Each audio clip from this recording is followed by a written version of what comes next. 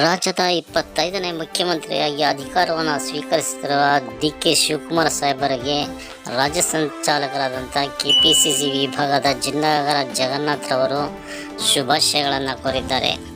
ಅದೇ ರೀತಿ ಹೊಸಕೋಟೆ ವಿಧಾನಸಭಾ ಕ್ಷೇತ್ರದ ಜನಪ್ರಿಯ ಶಾಸಕರಾದಂಥ ಶರತ್ ಬಚ್ಚೇಗೌಡರಿಗೆ ಈ ಬಾರಿ ಸಚಿವ ಸಂಪುಟದಲ್ಲಿ ಉನ್ನತವಾದ ಹುದ್ದೆಯನ್ನು ನೀಡಬೇಕೆಂದು ಒತ್ತಾಯಿಸಿದ್ದಾರೆ.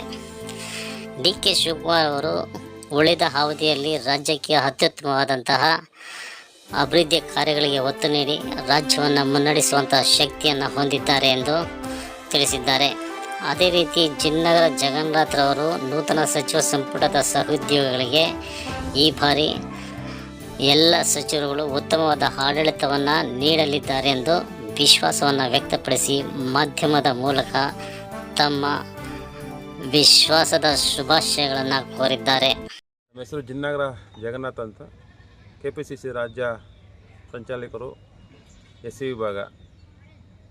2023 ಸಾರ್ವತ್ರಿಕ ಚುನಾವಣೆ ಆದಮೇಲೆ ನಮ್ಮ ಕಾಂಗ್ರೆಸ್ ಸರ್ಕಾರ ಪಂಚ ಗ್ಯಾರಂಟಿಗಳ ಒಳ್ಳೆಯ ಆಡಳಿತವನ್ನು ಈ ರಾಜ್ಯಕ್ಕೆ ನೀಡುತ್ತಿದ್ದು, ಮೊದಲ ಬಾರಿಗೆ ಸನ್ಮಾನ್ಯ ಸಿದ್ದರಾಮಣ್ಣವರು ಒಳ್ಳೆಯ ಆಡಳಿತವನ್ನು 3 ವರ್ಷ ಈ ಸರ್ಕಾರಕ್ಕೆ ಈ ಜನಕ್ಕೆ ನೀಡಿದ್ದು, ಎರಡನೇ ಬಾರಿಗೆ ನಮ್ಮ ಕೆಪಿಸಿಸಿ ಅಧ್ಯಕ್ಷರು ಮತ್ತು ಈ ನಾಡಿನ ಇನ್ನೇನು 3ನೇ ತಾರೀಕು ಮುಖ್ಯಮಂತ್ರಿಯಾಗಿ ಪ್ರಮಾಣ ವಚನ ಸ್ವೀಕಾರ ಮಾಡಲಿರುವ ಡಿ.ಕೆ. ಶಿವಕುಮಾರ್ ಸಾಹೇಬರಿಗೆ ಹೃದಯಪೂರ್ವಕ ಅಭಿನಂದನೆ ಸಲ್ಲಿಸುತ್ತೇನೆ. ಮತ್ತು ನಮ್ಮ ಶಾಸಕರು KNX ಅಧ್ಯಕ್ಷರಾದಂಥ ಸನ್ಮಾನ್ಯ ಶರತ್ ಬಚ್ಚೇಗೌಡರವರಿಗೆ ಈ ಬೆಂಗಳೂರು ಗ್ರಾಮಾಂತರ ಜಿಲ್ಲೆ ಮತ್ತು ಚಿಕ್ಕಬಳ್ಳಾಪುರ, ಕೋಲಾರ ಈ 3 ಜಿಲ್ಲೆಗಳಲ್ಲಿ ಒಂದು ಒಳ್ಳೆಯ ನಾಯಕ ಅಂತ ಹೇಳಿದ್ರೆ ತಪ್ಪಾಗಲಾರದು.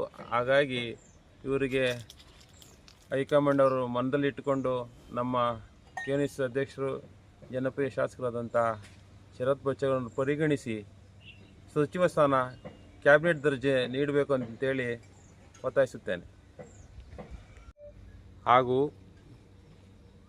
ಡಿ.ಕೆ. ಶಿವಕುಮಾರ್ ಸಾಹೇಬರು ಮುಖ್ಯಮಂತ್ರಿ ಆದ ನಂತರ ಜನಪರ ಏನು ಗ್ಯಾರಂಟಿಗಳಿದ್ದಾವೆ ಇದು ಮುಂದುವರಿಸ್ಕೊಂಡು ಹೋಗಬೇಕು. ಹಾಗೆ 2028ಕ್ಕೆ 2028ರ ವಿಧಾನಸಭೆ ಚುನಾವಣೆಯಲ್ಲಿ ಮತ್ತೆ ನಮ್ಮ ಕಾಂಗ್ರೆಸ್ಗೆ ಅಧಿಕಾರ ಬರಲು ಬೇಕಾದಂಥ ಒಂದು ಏನು ನಮ್ಮ ಡಬಲ್ ಶೂಟರ್ ಅಂತೇಳಿ ಡಿ.ಕೆ. ಶಿವಕುಮಾರ್ ಸಾಹೇಬ್ರನ್ನ ಏನು ಬಿಂಬಿಸ್ತಿದ್ದಾರೆ, ಅದನ್ನು ಮತ್ತೆ 2028ಕ್ಕೆ ಸರ್ಕಾರ ಬರಲು ಕಾರಣಕರ್ತರಾಗಿ ಕೆಲಸ ಮಾಡ್ತಂಥ ಒಂದು ನಂಬಿಕೆ ಇದೆ.